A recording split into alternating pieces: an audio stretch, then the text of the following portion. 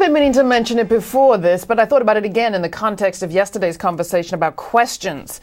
Men walk on the moon. 40 years ago this week, the banner headlines just couldn't get big enough. Astronauts land on plane, collect rocks, plant flag.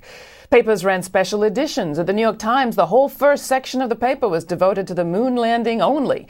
It's hard now to be as struck by the images seen first then, but so often since, of Neil Armstrong stepping on the powdery surface, the U.S. flag rigged so oddly on the landscape. The pictures don't strike one as much or as well as they did first time around, of course.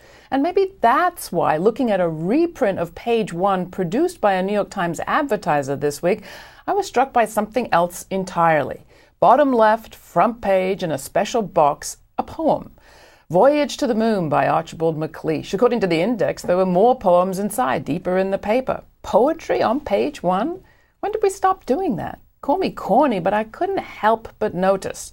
Talk about space. Poetry leaves space for the reader with rhythm and phrase and tone. A good poem prods, invites, reaches out for the reader, but it doesn't lecture. In that it's different from the telling and arguing of reporting and editorial writing.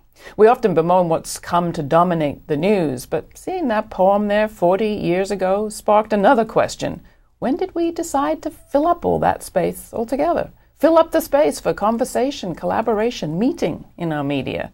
And while I'm at it, what does it mean that today, if there's anything other than reporting on page 1, it's only selling us things, more advertising?